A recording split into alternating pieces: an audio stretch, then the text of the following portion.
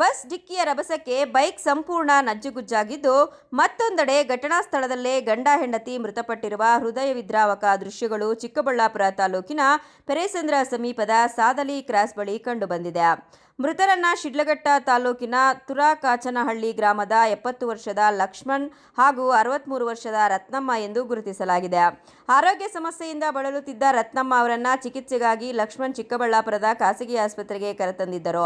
ಚಿಕಿತ್ಸೆ ಬಳಿಕ ಕತ್ತಲಾಗಿದ್ದ ಕಾರಣ ಪೆರೇಸಂದ್ರ ಸಮೀಪದ ಮುತಕದಹಳ್ಳಿ ಗ್ರಾಮದಲ್ಲಿರುವ ಸಂಬಂಧಿಕರ ಮನೆಯಲ್ಲಿ ರಾತ್ರಿ ತಂಗಿದ್ದರು. ಇಂದು ಬೆಳಗ್ಗೆ ಸ್ವಗ್ರಾಮಕ್ಕೆ ಬೈಕ್ನಲ್ಲಿ ತೆರಳುತ್ತಿದ್ದ ವೇಳೆ ರಾಷ್ಟ್ರೀಯ ಹೆದ್ದಾರಿ 44ರ ಸಾದಲಿ ಗೇಟ್ ಬಳಿ ಆಂಧ್ರಪ್ರದೇಶ ರಾಜ್ಯ ಸಾರಿಗೆ ಸಂಸ್ಥೆಯ ಸರ್ಕಾರಿ ಬಸ್ ಬೈಕ್ಗೆ ಡಿಕ್ಕಿ ಹೊಡೆದಿದೆ. ಡಿಕ್ಕಿಯ ತೀವ್ರತೆಗೆ ಬೈಕ್ ಸಂಪೂರ್ಣ ಜಖಂಗೊಂಡಿದ್ದು, ಲಕ್ಷ್ಮಣ್ ಮತ್ತು ರತ್ನಮ್ಮ ಇಬ್ಬರು ಸ್ಥಳದಲ್ಲೇ ಮೃತಪಟ್ಟಿದ್ದಾರೆ.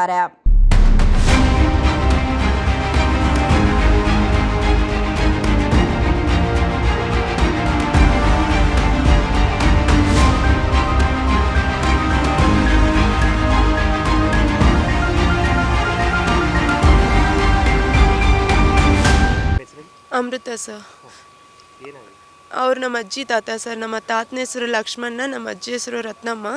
ನಮ್ಮ ತಾತಗೆ 70-75 ವರ್ಷ ಆಗಿದೆ, ನಮ್ಮ ಅಜ್ಜಿಗೆ 63 ವರ್ಷ. ಮೊನ್ನೆ ಹಾಸ್ಪಿಟ್ಲಿಗೆ ಬಂದು ತೋರಿಸ್ಕೊಂಡು ನಿನ್ನೆ ಅವರು ಸಂಬಂಧಿಕರ ಮನೆಗೆ ಹೋಗ್ಬಿಟ್ಟು ರಿಟರ್ನ್ ಹೋಗ್ಬೇಕಾದ್ರೆ ಆಂಧ್ರ ಬಸ್ ಏನೋ ಹೊಡೆದು ಆಕ್ಸಿಡೆಂಟ್ ಆಗಿದೆ sir. Sadhvi gate sir, accident ಆಗಿದೆ. ಫುಲ್ ಗಾಡಿ ಏನೋ ಬಸ್ ಏನೋ ಗುದ್ದುಬಿಟ್ಟೈತಂತೆ. ಗಾಡಿನ ಎಕ್ಸೆಲ್ ಗಾಡಿಯಾಗಿ ಹೋಗ್ಬೇಕಾದ್ರೆ ಇಬ್ಬರು ಡೆತ್ ಆಗವ್ರೆ. ನಾನು ಅವರ ದೊಡ್ಡ ಮಗಳು ಸರ್. ನಾನು ಅವ್ರಿಗೆ ಮೊಮ್ಮಗಳಾಗ್ತೀನಿ. ನಮ್ಮ ಮನೆಗೆ ಇದ್ದರು ಸರ್. ವಾರದಿಂದ ಹಾಸ್ಪಿಟ್ಲಿಗೆ ನಾನೇ ತೋರಿಸ್ದೆ. ನಮ್ಮ ಅಜ್ಜಿಗೇನೋ ಗ್ಯಾಸ್ಟ್ರಿಕ್ಕಿಂದ ಹೊಟ್ಟೆ ನೋತಿತ್ತು. ಅದರಿಂದ ಏನೋ ಇಂಡೋಸ್ಕೋಪಿ ಸ್ಕ್ಯಾನಿಂಗ್ ಒಂದು ಮಾಡಿಸಿ ನಿನ್ನೆ ಹಾಸ್ಪಿಟ್ಲಾಗೆ ಇದ್ದು ಟ್ರೀಟ್ಮೆಂಟ್ ತಗೊಂಡು ಇನ್ನು ಹತ್ರ ಆಗುತ್ತೆ ಅಂತ ಪೆರೇಸಂದ್ರದ ಹತ್ರ ಮುತಕದಲ್ಲಿಗೆ ಹೋದರು. ಅಲ್ಲಿಗೆ ಹೋಗ್ಬಿಟ್ಟು ಬೆಳಗ್ಗೆನೇ ಎದ್ದು ರಿಟರ್ನ್ ಹೋಗ್ತಾವ್ರೇನೋ ಕೆಲಸ ಐತೆ ಬೆಳಗ್ಗೆ ಮನೆಯಲ್ಲಿ ಅಂತ. ಹೋಗ್ಬೇಕಾದ್ರೆ ಅಲ್ಲಿ ಟರ್ನಿಂಗಲ್ಲೇನೋ ಬಸ್ ಗುದ್ದುಬಿಟ್ಟೈತಂತೆ. ನಮ್ಮ ಅಜ್ಜಿ ತಾತದು ತುರ್ಕಾಚನಹಳ್ಳಿ ಸರ್, ಸಾದ್ಲಿ ಹೋಬಳಿ, ಶಿಡ್ಲಘಟ್ಟ ತಾಲೂಕು. ಇನ್ನು ಘಟನೆಯು ಪೆರೇಸಂದ್ರ ಪೊಲೀಸ್ ಠಾಣಾ ವ್ಯಾಪ್ತಿಯಲ್ಲಿ ನಡೆದಿದ್ದು, ಮಾಹಿತಿ ತಿಳಿದ ತಕ್ಷಣ ಪೊಲೀಸರು ಸ್ಥಳಕ್ಕೆ ಭೇಟಿ ನೀಡಿ ಪರಿಶೀಲನೆ ನಡೆಸಿದ್ದಾರೆ. ಅಪಘಾತಕ್ಕೆ ಕಾರಣವಾದ ಬಸ್ ಅನ್ನು ವಶಕ್ಕೆ ಪಡೆದಿರುವ ಪೊಲೀಸರು ಮೃತದೇಹಗಳನ್ನು ಮರಣೋತ್ತರ ಪರೀಕ್ಷೆಗಾಗಿ ಚಿಕ್ಕಬಳ್ಳಾಪುರ ಜಿಲ್ಲಾ ಶವಾಗಾರಕ್ಕೆ ರವಾನಿಸಿದ್ದಾರೆ. ಪ್ರಕರಣ ದಾಖಲಿಸಿಕೊಂಡು ಮುಂದಿನ ತನಿಖೆ ಕೈಗೊಂಡಿದ್ದಾರೆ.